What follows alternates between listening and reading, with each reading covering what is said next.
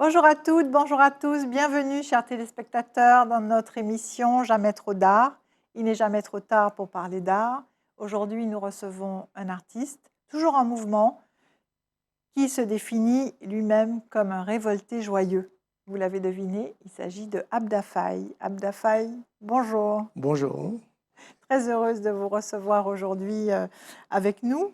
Alors, quelques mots sur votre parcours. Vous êtes né à la Martinique, mais vous êtes artiste plasticien autodidacte Oui. et danseur de formation, comme on Mm. va le voir tout à l'heure. Vous vous appropriez de très nombreuses disciplines. Vous embrassez tour à tour, bien sûr, la danse, mais aussi la sculpture, la performance, la peinture, la vidéo. Vous avez fait de très nombreuses expositions individuelles, notamment, bien sûr, à la Martinique. Mais j'ai envie de vous demander tout d'abord, comment et quand est né Abda Faye? Puisque, l'origine de ce nom, ce n'est pas votre nom de naissance. Non. Ce nom est né après un voyage en Haïti, où j'étais parti avec, à l'époque avec le CERMAC, faire plusieurs spectacles. Et après le spectacle, comme j'avais déjà été au Sénégal avec Aimé Césaire, je me suis retrouvé un moment où j'avais une dualité entre la danse et la peinture. Et pour que les gens ne puissent pas, j'entendais les artistes plasticiens parler, et je me disais, c'est mieux qu'ils ne savent pas qui je suis. Et donc, j'ai choisi ce mot-là, Abda au commencement. Mais comme ça ne sonnait pas très bien, euh, après mon séjour au Sénégal, j'étais en contact avec un plasticien Mhm. tisserand qui s'appelle Faye Diop. Et là, j'ai pris Abda Faye et j'ai essayé plusieurs. Et puis tout le monde m'a dit que ça sonnait très bien, il y avait une très belle musicalité. Et quand j'ai fait ma première exposition, je l'ai appelé Abdafaïsme. Parce que j'ai été dans le D'accord. dictionnaire, j'ai vu isme symboliser symbole, alors j'ai récupéré, puis voilà. Et le signifiant de Abda? Abda, c'est. Il y a deux racines d'Abda. Il y a Abda qui est un mot créole. Euh, J'étais chez quelqu'un qui traçait des VV en Haïti, et chaque fois qu'il parlait avec moi, il y avait toujours le mot Abda qui sortait. D'accord. Et quand j'ai été voir sur le dictionnaire, ça disait esclave de. Et donc, moi, je me suis dit, si Abda, ça veut dire ça, alors finalement, je vais le récupérer pour être esclave de l'art. Voilà. D'accord. Et Bah, c'est c'est une à belle partir de là que j'ai explication. commencé à m'appeler comme ça. À signer en fait votre parcours artistique avec, Oui, avec ce nom. ça fait Alors, bientôt 40 ans. c'est ça. Alors justement, racontez-nous comment on passe de la danse, puisque vous étiez un danseur de formation, Oui, à l'art, enfin la danse c'est de l'art bien sûr, mais oui. à l'expression artistique que vous avez aujourd'hui.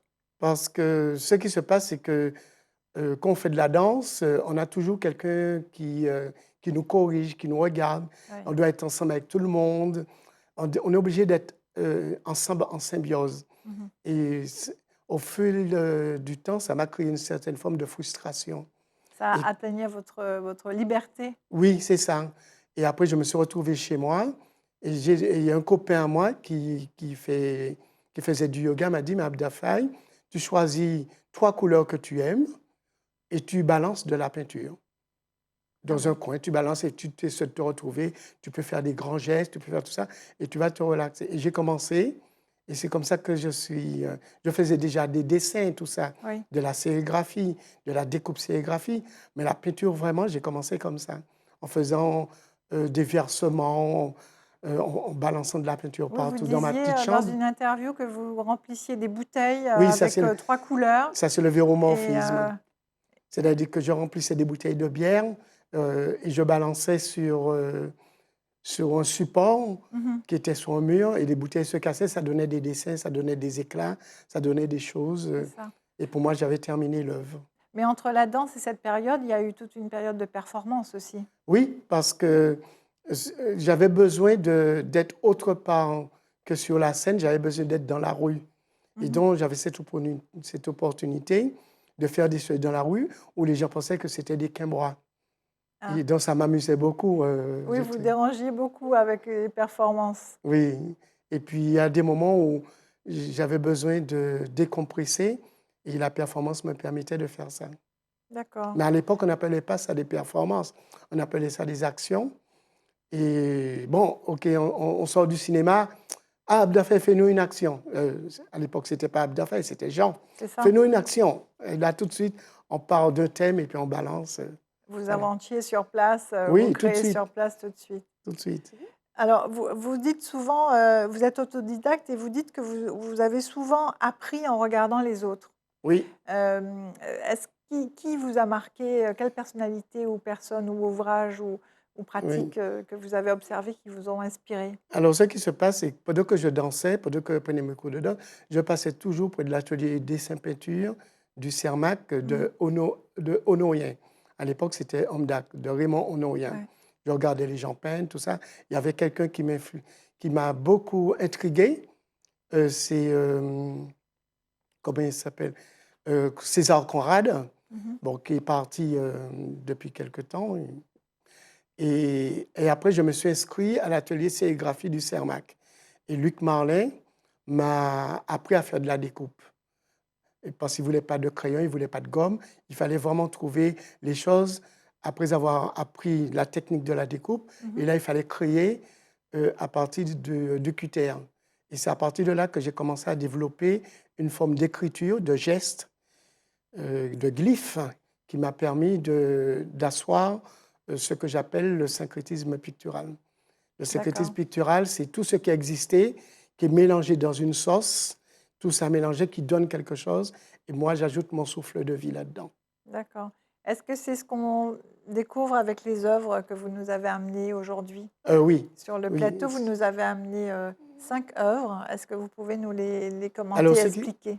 ce qui se passe dans ces œuvres-là, c'est tout un processus. Bon, il y a le dialogue avec les dieux, c'est le flamboyant, Mmh. parce que quand il y a le vent qui passe, ça donne une musique et tout dépend de la hauteur des dimensions de chacha, parce qu'il y a toute une variété de chacha et ça donne une musicalité dans l'espace. Oui, Il y a le rapport de l'homme avec la lune, oui. où à chaque fois qu'on fait quelque chose, on prend référence à la lune Mmh. pour faire les choses. Et puis il y a les rhizomes, parce que je ne considère pas la Martinique, tout le monde dit le pays Martinique, moi je ne considère pas directement comme un pays, mais c'est un pays en constitution Mmh. et les racines que nous avons, que nous commençons à avoir, est en train de s'implanter et dans le sol et les populations vont devenir un peuple et le peuple va faire le pays.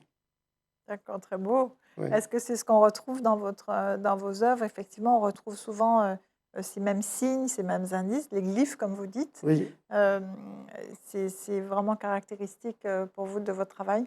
Je pense que c'est grâce à la découpe, grâce euh, à Luc Marlin qui m'a fait découvrir la découpe. Et là, j'ai été au plus loin que je pouvais dans la découpe pour arriver à trouver ma propre écriture. Mais vous avez fait plusieurs ateliers au CERMAC, je crois? Ah oui, moi, C'est ça, vous passez c'est-à-dire votre vie là-bas, je ah crois? ouais, c'était important pour moi de.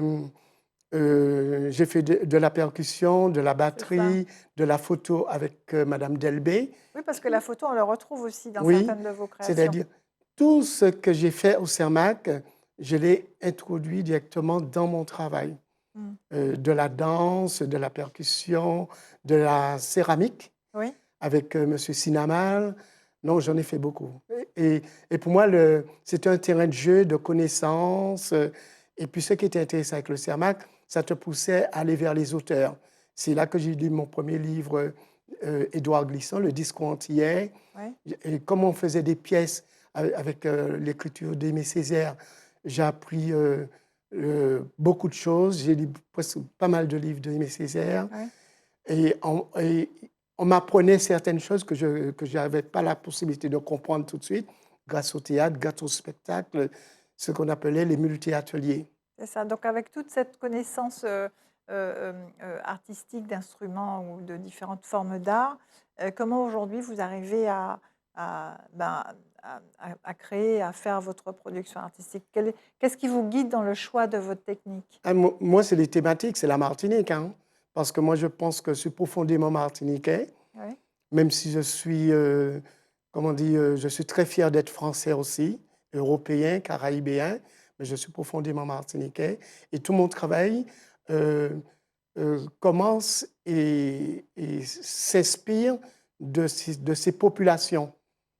Et la Martinique, ses populations, la nature, les variétés de vert, les variétés de bleu, tout ça, ça me donne...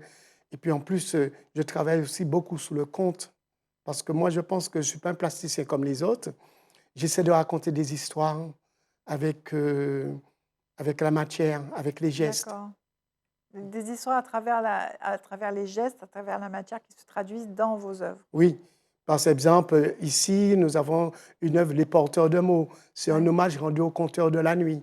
Mhm. Parce exemple, tout le monde dit maintenant écric et crac, sapouille d'or, etc. Comme si c'était... Mais ça n'a rien à voir avec la façon qu'on l'utilise maintenant. C'est ça. C'était un truc bien spécifique qui se passait quand il y avait un mort. Ah oui. Mais maintenant, c'est galvaudé, comme on peut plus, les conteurs de la nuit ne peuvent plus aller faire leur travail, alors il y a une forme de marronnage culturel qui se fait. Ah, très bien. Alors justement, on va écouter Dominique Berthet, Oui. qui est donc critique d'art, chercheur universitaire, qui va nous parler quelques moments de votre travail. Merci Dominique.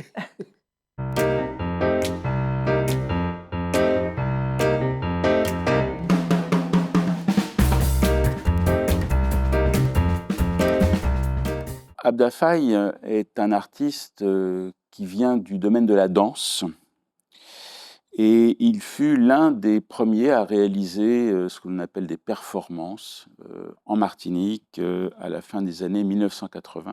Alors au début, il réalisait ses performances et également des installations sans savoir que cela s'appelait ainsi dans le monde de l'art, concernant les performances d'action de rue.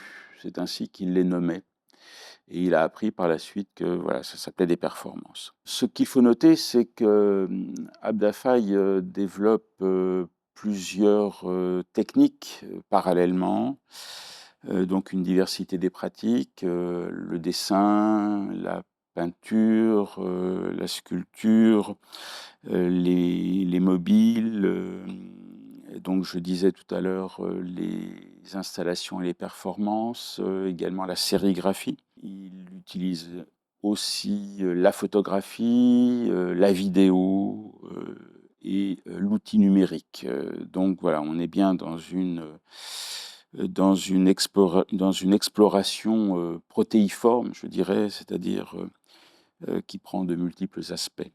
Ce que l'on peut noter et qui en fait l'une de ses caractéristiques, c'est qu'il s'agit d'un artiste qui explore, qui expérimente et qui transgresse les techniques qu'il utilise.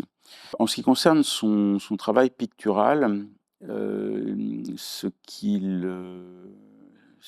nomme eh bien, un syncrétisme pictural. Alors je vais parler essentiellement donc, de ses peintures et de ses performances. Alors pour ce qui est de son travail pictural, eh bien, cette notion de syncrétisme est évidemment une notion importante puisqu'elle correspond à la culture créole. Et sa peinture eh bien, est une sorte d'expression de cette réalité. Ce que l'on peut également dire, c'est que tout au long de son existence, il a eu la chance de rencontrer un grand nombre de personnes, dont certaines ont joué un rôle très important, ont eu un impact sur sa production artistique.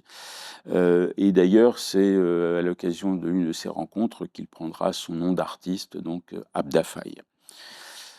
Alors, concernant son travail pictural, eh bien, il met en place un langage pictural, graphique, très personnel, avec des formes récurrentes, telles que la forme du poisson, le croissant de lune, ou encore des corps stylisés.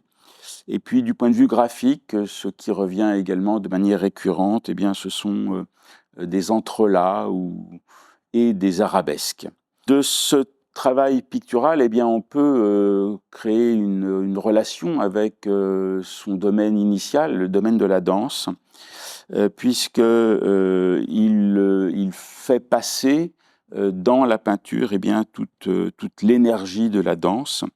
Et on retrouve, peut-être là aussi, dans sa dimension graphique, eh bien, quelque chose qui relève du mouvement du danseur. Il introduit dans sa peinture et dans ses dessins un rythme syncopé, le rythme syncopé du ballet, et qui va donc se retrouver dans une pratique de la cassure ou de la rupture.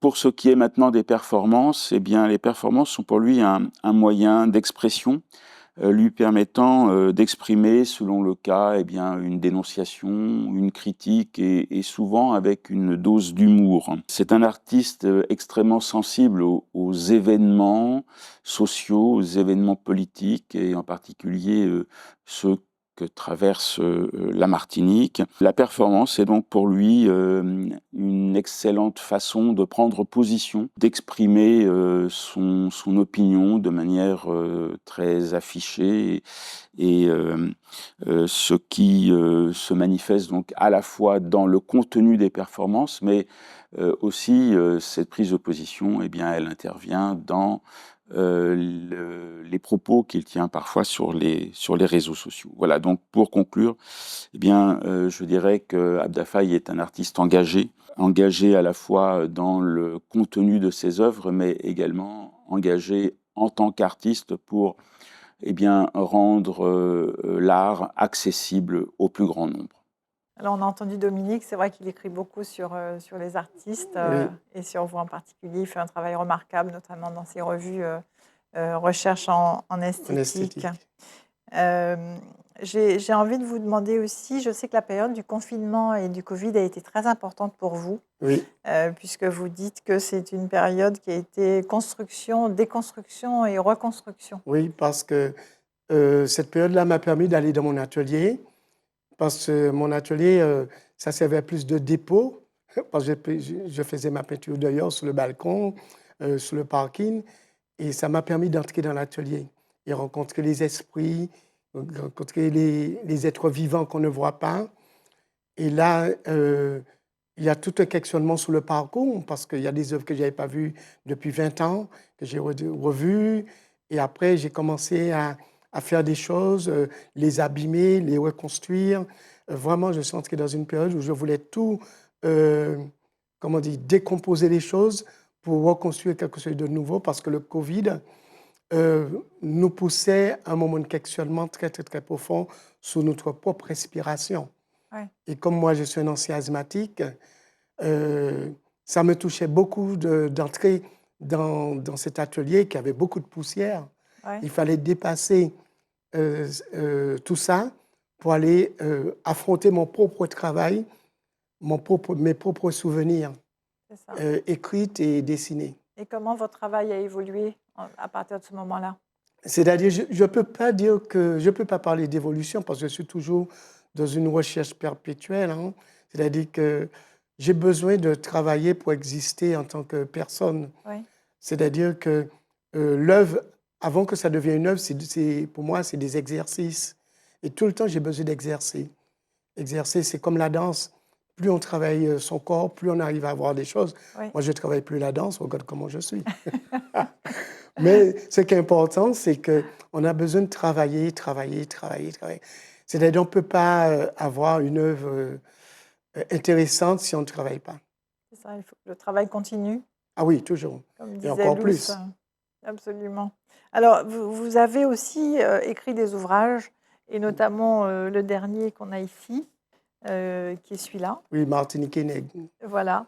Alors, racontez-nous un peu la genèse de ce travail et ce que vous nous racontez. Alors, ce qui se passe, ce livre est composé en 4 parties.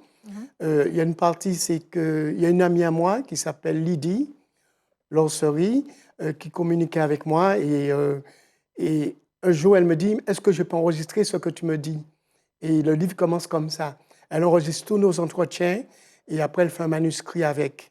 Et là, quand je lis le manuscrit, je dis, je ne peux pas garder ça pour moi, il faut donner ça au public martiniquais. Et à partir de là, j'ai choisi un nombre de dessins, j'ai choisi de faire une exposition là-dedans. Et comme à l'époque, j'avais écrit sur la destruction des murs des statues à Fort-de-France. Et puis, j'ai mis tous ces textes, tout ça. Je me suis dit que ce serait bien que les Martiniquais puissent revoir ce passé. Absolument. C'est vrai que c'est un livre qui raconte votre histoire, Oui, mais aussi il est nourri, il est fourni de dessins très beaux. Je ne sais pas si on peut le voir il y a beaucoup à, d'images. à Il y a beaucoup l'antenne. d'images. Et puis Il y a aussi, beaucoup il y a, d'images. il y a des passages sur la performance aussi, Mm. sur les partitions de performance. Et puis vous faites aussi référence à des textes. Vous avez beaucoup Oui. de citations Ah oui, d'auteurs, ah oui. très nombreuses. Avec Lydie, on a choisi les citations, tout ça, pour que, parce que ce livre, c'est complètement didactique. Il faudrait qu'une personne qui prend ce livre-là dise, ah, ok, j'ai vu comment il a fait, ça va peut-être me permettre de faire mon propre chemin. C'est ça. Est-ce que c'est votre nouvelle forme d'expression artistique, Le livre, la littérature, euh, l'écriture plutôt? l'écriture, je l'ai Ouais. toujours utilisée, hein, comme Luz Severino avec la couture. Oui. On a toujours utilisé dans nos travaux. Et puis moi, personnellement, j'aime bien détourner les mots. J'ai un côté moqueur. Oui. Et ce côté moqueur, Révolté, joyeux, je disais tout à l'heure. et c'est important. Surtout, par exemple, je me suis posé longtemps la question comment le créole est né. En sachant qu'il y avait toutes sortes d'étrangers qui arrivaient. Ils sont arrivés par le cale du bateau, mais ils arrivaient, ils ne se comprenaient pas. Alors, avec des nan bimba, ils ont créé la langue Une créole. langue, oui. Et bon, je m'amuse avec ça, D'accord, vous vous amusez avec les mots, mais aussi avec les signifiants. avec les signifiants. Ouais. Et c'est-à-dire, exemple, on peut prendre deux mots de l'alphabet. Exemple, on peut prendre AB. On peut commencer par AB et AB et AB, AB, bébé, AB. Et là, on peut entrer dans un truc. Vous allez nous faire une performance en direct, là, Abdafaï. Non, non, Allez-y. c'est ça qui. C'est pourquoi le mot, la langue, elle est percutante. Et c'est quelque chose de très fort. Ce qu'on dit, on doit être derrière ce qu'on dit. Et quand on dit des choses, on sait que chaque chose qu'on va dire va être soit une blessure, soit un côté de douceur, soit une dégustation. Il faut vraiment que le mot, que la phrase qu'on emploie, on soit derrière cette phrase. C'est-à-dire qu'un mot a un sens Oui. Et un signifiant. C'est important. Absolument. Mhm. Un mot de conclusion, Abdafaï. Un mot de conclusion, c'est Un que... message que vous avez envie de transmettre. Ah, le message, c'est qu'on puisse pour pouvoir continuer à vivre au maximum de beauté et de savoir. Ouais. Parce que quelqu'un qui n'a pas de savoir et qui n'a pas de beauté, il y a un N'existe problème. pas. Ça n'existe. Mais on a besoin de beauté, on a besoin de couleurs, on a besoin de la nature. Ouais. On doit préserver tout ça. Un beau message d'espoir. Merci beaucoup, Abdafaï. Merci. Merci pour ce moment de Merci pour partage. l'accueil. Cette émission s'achève. Merci, chers téléspectateurs, de nous avoir suivis. Je vous donne rendez-vous pour un prochain épisode de Jamais trop d'art pour découvrir un nouvel artiste. À bientôt.